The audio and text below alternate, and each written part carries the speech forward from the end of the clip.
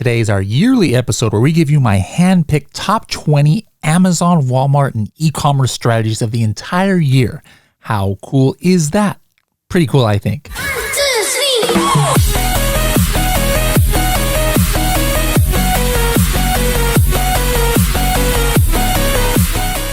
If you guys would like to network with other Walmart sellers, make sure to join our brand new Facebook group called Helium 10 Winning with Walmart. You can actually just search for that on Facebook, or you can actually go to h10.me/Walmart group, and you can go directly to that page. So make sure to join. You can tag me and Carrie with questions and ask questions of other Walmart sellers, or even share your own experiences in that Facebook group.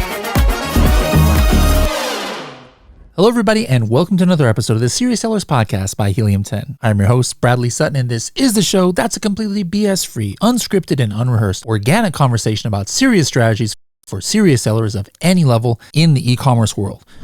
And we've come up at the end of this year, and as we do the last 4 years now, we do a kind of recap episode where I handpick some of the strategies. There's a bunch of people on my team, from Mel, Nico, John, Ralph, Bill, Maya, Claudine. They all worked going through all the transcripts and gave me what they thought were some of the top strategies. And then from those 90 different ones that they submitted, I whittled it down to 20 that would fit into this episode. So we're going to give you some stuff that you might not have heard, if you weren't listening to every single episode, or you might have forgotten about. It's good reminders.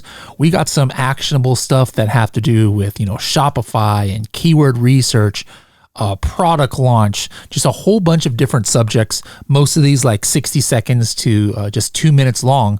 And so I hope you guys take advantage of this. A lot of it was really great when it aired, and they're just right now also as much, if not even more applicable. So again, whenever we do these strategy episodes, I implore everybody, don't just listen to these and think, oh, this is so great. Isn't this amazing?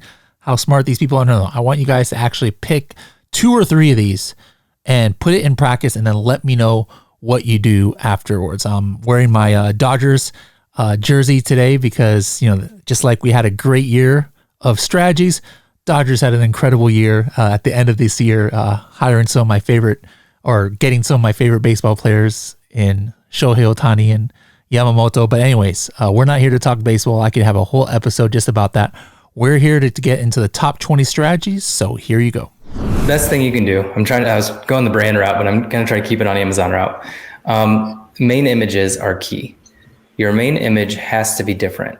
Go look up silicone coaster on Amazon. Just go do that right now and tell me which one's your brand, because every single one looks the same. So it doesn't matter, for all those plastic widgets from China, everything looks the same, but what can you do to differentiate it? And the unfortunate thing is, if you sell something that everybody else sells with no differentiation, then you can make a change to your photos that works, but then everybody else will repeat it. And so what can you do to make your product better and differentiated? And then how can you show that on the main image? And if you can show that on the main image, that's going to lead to a higher click-through rate. What can you do with your branding and your copywriting to make it a little different, to make it stand out a little bit more? So on mobile view, images are showing up in square a little bit differently than when you do them in rectangle. So I suggest with the thumb image to make it 1,200 tall by 1,000 wide. I've tested this, and it seems to be showing up just slightly bigger in mobile view. So that's a big tip, to get more visibility when somebody's searching through. The next one is if you're doing PPC keyword research and trying to figure out which keywords to run and you're in question, actually physically go to Amazon and look at those keywords and ask yourself, does my product fit in with this particular keyword? For example, if you're selling a cookie that may involve pumpkin and you have a keyword like pumpkin cookie, go to pumpkin cookie and ask yourself, what do I fit on this page or not? Because if you're running PPC to it, you may just be throwing money down the toilet, essentially. And another tip is your meta description of your brand store. Actually, it's super powerful, but there's still so many sellers are missing this opportunity. If you're gonna every page of your brand store has this meta description that is indexable by Google, so it doesn't have any impact on Amazon.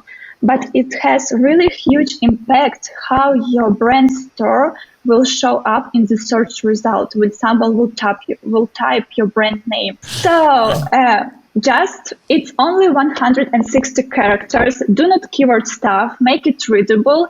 And sometimes it will, like your brand store will show up like in top one in a Google search result. So it really works.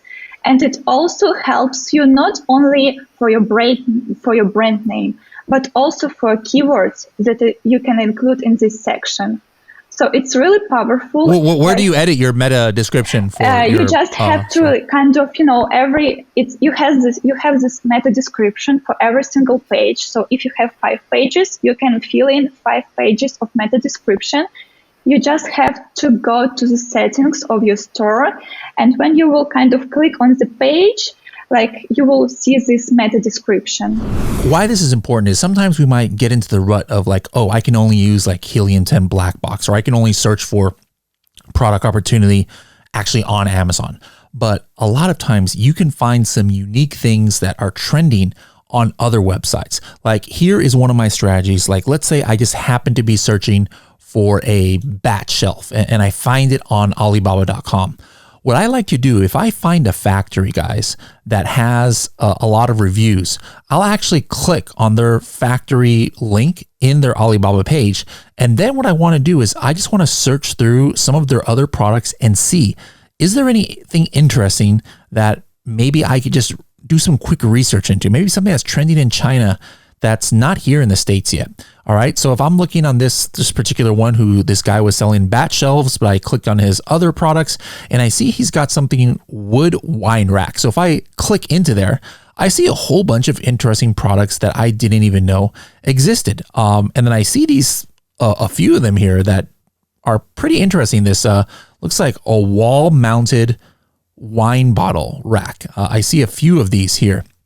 Wall mounted wine rack. All right. So what I can do is I can just on this page, I can actually click the Chrome extension and I'm going to hit this tool called Analyze Product Demand on Amazon. And then I would type right there, wall mounted wine rack. All right. I haven't left Alibaba.com. All right. And then I hit See Analysis. And what shows up is it's going to show me if that exact keyword has search volume on Amazon and some related keywords to it and some data on it. Now, this right here, as you guys can see, those of you watching this on YouTube, there's nothing much here. Like this keyword that I entered only has 633 search volume, but take a look at the variations down below of what it says. Wine rack wall mounted, so just shifting the keywords around, that has 9,000 search volume on Amazon. Here's something that 5 minutes ago I didn't even know existed, or at least this exact keyword I didn't know was a thing. And now I realize it is something that has almost 10,000 searches a month. So guys, this is a great technique to use when you're just like, you just can't seem to find new product opportunity to expand your brand, especially if you're on your own supplier's website. Probably a lot of the products, like if you're making coffin shelves or a bat shelf at a factory, their other wooden products probably could potentially go in line with some of your existing brands. Yeah. So one of the first things I've been doing when I've been auditing brands is relying on the targeting tab. So if you go into Advertising Console, in the top left-hand corner, you're going to see targeting under your campaign manager, something around those. And the targeting tab actually allows you to add a column for conversion rate. So if you've been in Advertising Console for a while, we've never been given access to conversion rate on the keyword level. Well, within the targeting tab, we now have that. So that's been super, super helpful for any brand owner. Even if you don't manage PPC, even if you outsource it, go into Ad Console, open up your targeting tab, filter top down by spend, and look at where your spend is going. Your highest spending targets should be your highest converting targets and the most aligned keywords for your products. That is like the number one quickest way to audit your brand performance. If you see that the top of your targeting tab has auto campaigns, category targeting, or product targeting, you're probably not optimizing your PPC the best way possible because it's not actually going to improve your organic rank that much. So there's that way of identifying competitors to match against. And A/B test, what I'll say here is someone might be thinking, are you switching it like every 4 or 5 days? You're probably not switching it that often. This is probably like you're testing it 2 or 3 product types max. because there's not that many out there. And you're not, and again, another caveat would be, you're not looking at, okay, I'm in herbal supplements and my product type is herbal supplement. Am I going to do well in protein shakes as a product type? Have it just, one, that's just going to be manipulation. It's not serving the end shopper, but also you're not, for that purpose, you're not going to index for any of the keywords you really want. The example I've given before is using herbal supplements was we had a product that was in herbal supplements as product type, and they were an herbal supplement. But we were banging our heads up against a wall because we were not indexing for what we thought were no-brainer search terms for that product. And the algorithm just wasn't letting us index for those. So what we simply did is in growth opportunities, I know you've shown this before as well. You go into growth opportunities on Seller Center. You go to those details next to your listing, you click on one of your listings. There's a widget right in the middle there. Walmart makes it real easy. There's a widget in the middle that says product type. You look at that and you can say report issues. I think it's report issue, something like that, right below it. It'll give you a drop down of a few suggested product types there. In the herbal supplements case, what we saw was, although herbal supplements seemed to be an exact match, the end result wasn't what we thought was going to provide the shoppers with the best experience. And so what we saw was, if we went one level up, vitamins and supplements. It makes sense in that vertical. We went broader, and we found that almost instantly, within a few hours, we were indexing for the keywords we needed. So that's what I mean. So you're probably going to be able to figure out product type pretty easily of what general ones make sense. Right now, that's the best solution I know of. So I think it's one of those. It's just a helpful point of data as long as it's available, and so hopefully that's helpful to you. Hopefully that answers the question. Reviews is a huge strategy. It's going to help you with your conversion rate. I just do want to point out, unlike Amazon, where sales volume is the number one driver of ranking, on Walmart, it's the conversion rate. And there's two conversion rates it reflects. It's the impression to click and the click to sale. And aside from price and basic content, the best way to get that conversion is through reviews. Now, how do you get reviews on your product? I'm going to suggest two strategies. You have review syndication, which is a free program from Walmart that I don't know why people are not as into finding it. Maybe they should probably run a promo. Hey, sign up for review syndication, maybe send emails. If you have reviews on your website, Walmart allows you to bring them to the program, to platform for free. This is a free program. Now, you have to make sure that it's legit and you're not bringing in only some of your 5-star reviews. You have to bring in all your reviews to the program. Additionally, you cannot have your Amazon reviews on Walmart. Illegal. Amazon is against terms of service. They technically own their reviews. Technically, you shouldn't even have them on your website in the first place, but that's none of my business. But Walmart is not going to let you take those reviews to Walmart. You could try, and they're going to say, hey, those are Amazon reviews. You can't use those. But it's a great way if you have reviews on your website. Sign up for review syndication. Hopefully, you'll get accepted as long as you answer the case correctly. Don't try to lie and try to cheat the system. They're just going to shut you down and potentially suspend you as a seller. No one wants that. And go ahead and bring in your reviews legitimately. A second program I would strongly recommend, this is a new launch from Walmart, which is the Review Accelerator program. It's similar to, I guess, the Amazon Vine, but I think it's actually cheaper. It's where you enroll certain listings. There is a bit of a restriction on what is allowed, and you're allowed to get up to 5 reviews per product, and it's not necessarily going to get you a 5-star review. This is important to note. It's just going to get you a review. Walmart does claim that 5 reviews on a product increases the GMV by 75%, which I think is that's pretty crazy.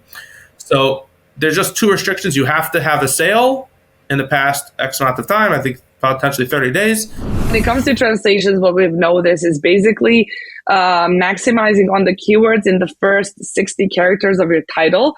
A lot of people forget about the mobile version of the website on Amazon, which only shows first 60 characters. And a lot of people go crazy and wild with the keywords, like at the end of the title, just don't put enough of the most important ones in the first part of the title.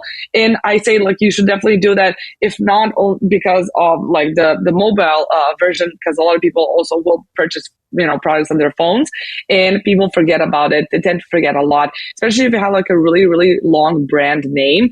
Then you kind of really want to, think about if you're going to like play with it or not.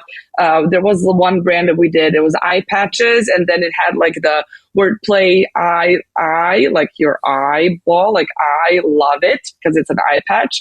And that literally took the whole first 60 characters of their title.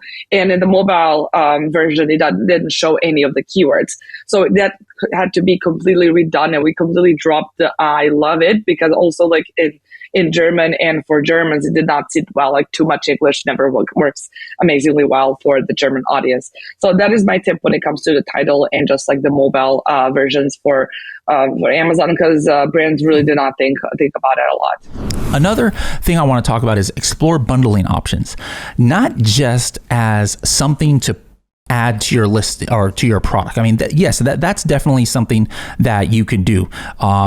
Maybe you see that people are buying a coffin shelf and a skull together, right? So maybe you'll be the first one to have a coffin shelf with skull together. Of course, that's an option, right? But take it a step even easier.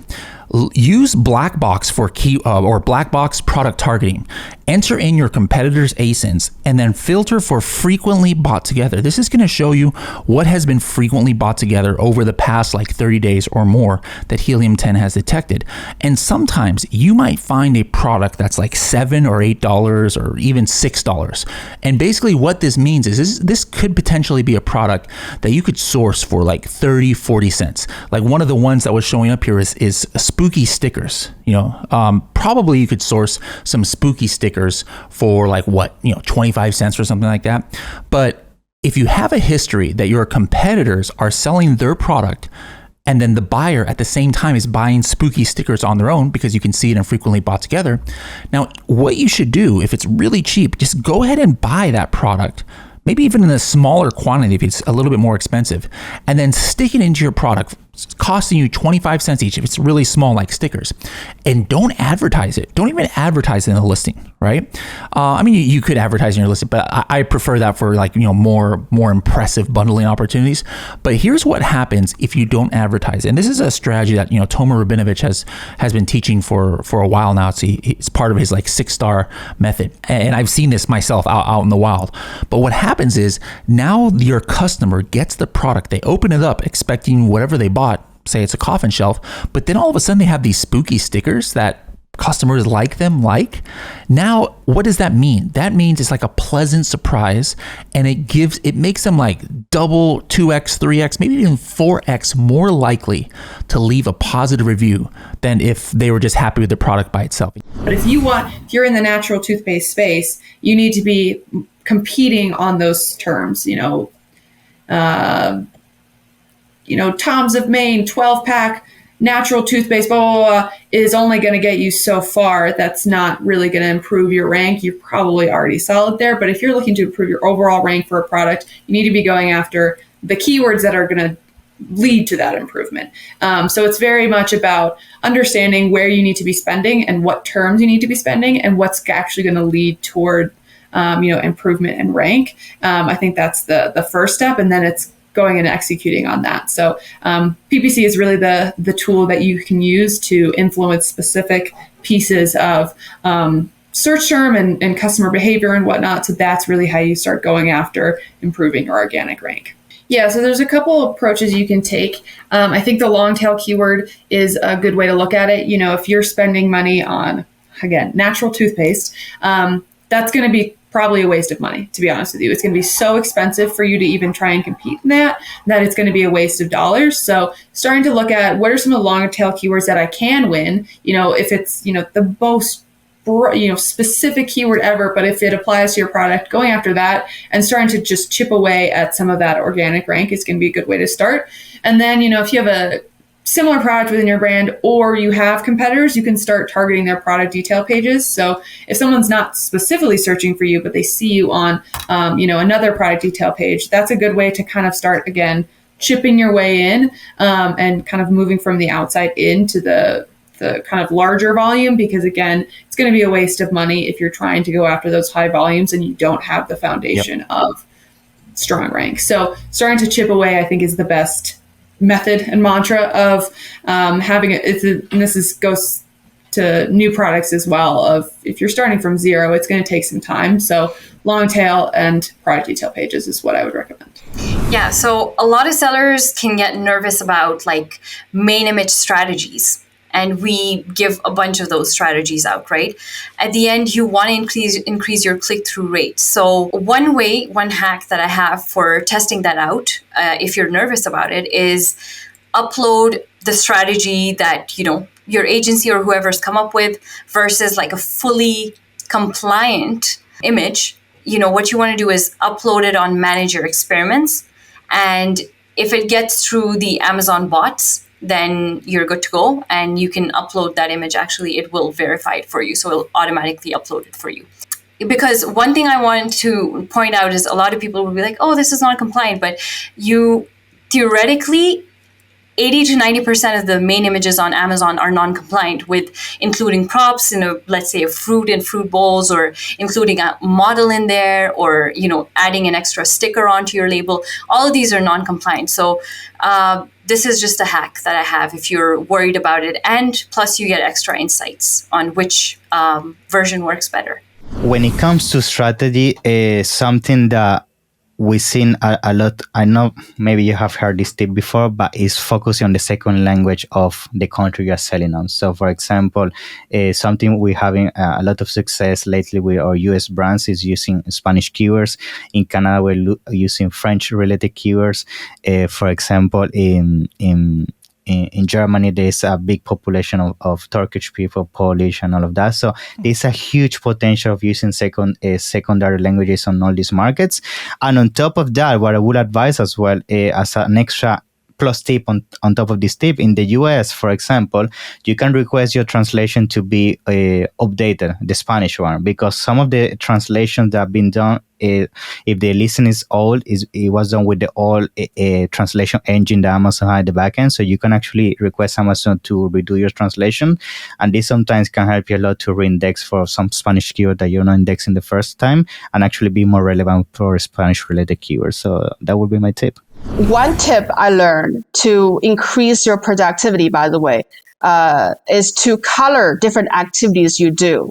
So put everything together on your calendar. Like if you go take a shower, you put it on your calendar. If you go to do some paperwork, you go put it on your calendar, but you want to categorize them differently. So for example, I categorize them based on, deep work, shallow work. So deep work could be something like a drafting an agreement, right, with a supplier. And that will probably take like 2 to 3 hours of uninterrupted time. And shallow work would be something like, putting together expense report, So that's some kind of administrative work that you need to do. There's other things, for example, like personal time, a shower. So you mark them differently to make sure that you have enough of deep work time a week, so that how many hours you spend on deep work, how many hours you spend on shallow work, which is something that you want to shrink as much as possible. And how many hours you spend on personal time, which perhaps that's something that you want to protect, right? And you also want to make sure that you have a balanced life, so you're not overworking. So by coloring them into different categories, you can see that visually, whether you're being productive and whether you are having like a balanced week. And that's what I've been doing for now, like 6-7 months now. Hey, you're doing great on sales, about to run out of stock. Do you slow sales by raising price and turning off ads, and then that hurts your potentially keyword ranks before, or do you just go hard and heavy, run out of stock, and then just get back in, and hopefully you still have your keyword ranks when you come back into stock in a couple weeks? I think from a ranking perspective, it's better to run out of stock at a better BSR. I agree. So I think that's the better way to go. Sometimes you're going to make a decision that, hey, I just want the profits, right? Because that's what's more important to me at this point in my business. I'm going to focus more on the profits now. I'm going to raise the price. I'm going to, or sometimes you may be able to raise the price and there's so much demand that you're still driving pretty good sales, and you can still raise the price somewhat, and there's a happy medium. But I would say from a ranking perspective, it's and coming back in stock at a better rank, it's better to go out of stock with great sales than to slow down your sales. This is why I said that kind of like off the wall thing earlier, where I'm now suggesting that you might want to always do a test listing now. All right. I didn't say that before. I said do kind of test listings so that you can know what kind of exposure you're going to get on PPC to validate some theories you have when there's not enough information from existing competitors. You might want to make sure that you validate your idea with a test listing. But now, guys, I'm saying if you're selling in a newer niche, especially, and maybe sometimes even if you're an established niche, it might be worth it to spend, $50 and get another UPC code and just do a fulfilled by merchant listing, send a couple of, or have a couple of units available and have your listing that you want to go with, and then see immediately what does Amazon think that you're relevant for, right? And then if you're completely fine with this listing and you have the right keywords for Amazon recommended rank from day one, all right, well, you're good to go. That means go ahead and launch your regular product once you're ready, and you can have that exact listing, knowing that from day one you might have that. So for me, I think what I've seen is the selling points, like the USP, the selling point being visible, and you showing that you're better than everyone else just from the main image. And so when I put a bunch of like products next to each other, my competitors versus me, like I know that I'm looking for a product. Not a lot of people take advantage of the text on their boxes or on their products. So, for example, let's say you're selling like flip-flops, the cloud flip-flops. So you can have the flip-flops and in an angle, whatever, or you can have the flip-flops put on top of a box, a fake box, and on that box you have two sides where you can write text, and it says like, the softest material on the market or whatever, 100% recyclable, stuff like that, right? Because you can have that text on the box that you couldn't actually have on your package. And that box probably doesn't exist. You're probably shipping it in a clear bag, but no one is going to pay attention to that detail. And at the end of the day, they're going to get your slippers. They're going to look they're going to look like slippers. So for me, my product, my electrolytes, if you go look at it on Amazon, it's like shinier. There's text on the cap. There's like some different logos that show that actually don't exist on the bottle. And when they do get the bottle, it looks very, very similar. There's just a few things. And those few things, those are the differences that when someone types in a keyword and they're looking, they're browsing, I catch their eye because I have like some elements outside of the product that are eye-catching. And I have some text on the product that like they're looking at, oh, like this is an electrolyte powder. And then they're like, oh, this is an electrolyte powder with no sugar, with no carbs. And it has this, and it's made in America. And it's all of these things on the label. And so they're convinced to click on me without having to read like title or anything like that. Amazon recently announced that they will look for title images that are not meeting the terms of service, and they will use AI to change that. They will download your image, remove everything that doesn't belong there in their opinion, and upload it again. And that is something you don't want. You don't want an AI to touch your title images. Yeah. And Michael from AMZ Boost, a product photographer, he told me just use your picture space number 9. Nobody looks there. Put a title image there that will meet the terms of service. And because what Amazon is doing first, they will scan your product photos and check if there is something that is compliant to the terms of service. And they will put it to spot number 1 as your title image. And if they don't find something, they will change it in their terms. So that's an awesome hack. All right, guys, thanks for tuning in. I hope you enjoyed these top 20 strategies. Let me know in the comments below if you're watching on a platform that allows comments. Which ones were your favorite? What are your top 3 of these that you guys are going to implement in 2024? Let me know. And, what I'd love to do is sometime next year, maybe bring you on the show and we can hear about your Amazon journey and hear about how you benefited from putting in these top 20 strategies. We had a great year, 2023, on this podcast, and we're looking for another great year in 2024. Thanks a lot, guys.